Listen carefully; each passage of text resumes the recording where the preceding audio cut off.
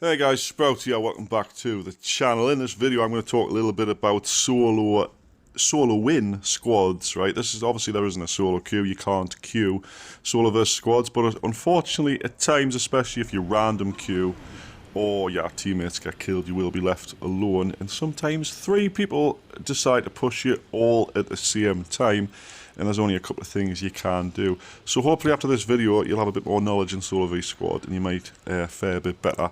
Now I'm not saying that because I'm making this video every single squad I come up against solo that I kill, but this will give you some better tactics towards taking them down should you come across this scenario. So what I'm going to do is I'm going to have some footage in the background where I did successfully take on a full squad by myself using Gibraltar. My teammates were alive, but it was a random queue and they were just too far away to really affect the outcome of the battle whatsoever. So I'm going to talk you through the encounter and then go through some key points afterwards. So let's go take a look at this one then.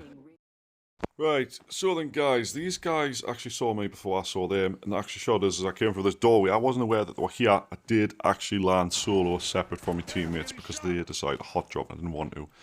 Now, I didn't actually catch on to where they were at first, but I knew I was in a bad position here. So first thing I want to do is get some distance between me and them, obviously as safe as possible, because if they're all pushed in the building, you've got no chance. So what I'm doing is I'm running back to a bit more cover here to get a bit more distance, like I said, between me and them. Quick reload there.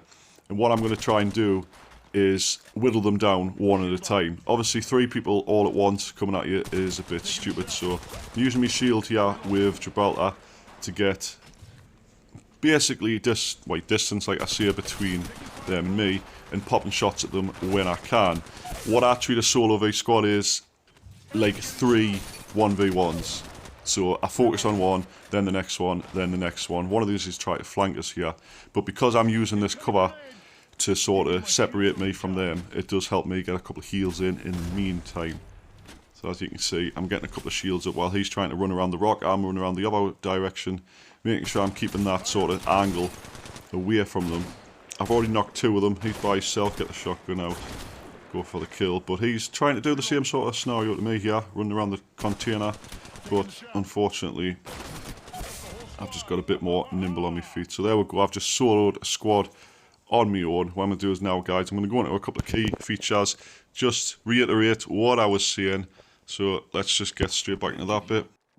So guys, the first thing I was saying originally was, if you find yourself in a tight spot, i.e. a building, or you're in a narrow corridor, there's no cover around, what you want to do is, when you get pushed in this scenario, run away as safely as possible, zigzag, whatever you have to do, slide, put down smoke if you're Bangalore, stuff like that, or Mirage, you know, to send out a decoy or use your ultimate, whatever.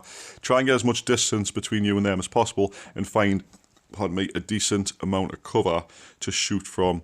There's nothing brave about standing in the middle of the open firing shots away, because if there's 3 people that are all targeting you at once, you're going to go down in seconds. And once you've got that distance between you and them, then you can start, you know, getting a decent angle where you can shoot them, but they have to move to shoot you. What you want them to do is use their aggression to push to you, so you're in the better position constantly that you get to shoot first. That's what I always do. I always make sure that I can shoot them while they're pushing me. If I push them, they're all going to shoot me all at once. And using your cover, once you're in the cover, this is when you start picking off one at a time. Some players will be more aggressive than others, some will hang it back a bit. So the ones that are the most aggressive, focus first, because they're going to be the ones that are probably the best shot, probably going to do the most damage to you in a short space of time. Focus on the ones that push first rather than the ones further behind. Obviously, they're going to be easier to shoot as well because they're closer. So just using that cover, keep on the corner of the cover, keep the other people, if you can, out of the angle where they've got a shot on you, and focus on one at a time. Once you've knocked one, move on to the next one. Keep moving into that cover constantly. Of course, last but not least, one of the more important things is when you've got this cover, you've separated the other team from yourself. If you get the chance to heal, do it. I see a lot of people on clips and stuff showing off, you know, they're on like 1 HP and they're running around firing shots off at random people and whatever. It's going to get you killed eventually. It might look good on the clip you see on YouTube, but in practice, you want to prioritize your own survival over how cool something looks on a video. So yeah, just take your time, make sure you keep the cover between you and them, heal up when you can. So then guys, hopefully by the end of this video you've got a bit more grasping on how you can solo squad people on Apex Legends Mobile. If you've enjoyed the video, please hit that thumbs up, that like button, and make sure you've subscribed to the channel, as I'll be doing a lot of more guides like this, as well as gameplay in the future. So, hope you've enjoyed it anyway, and I'll see you in the next one. Bye bye for now.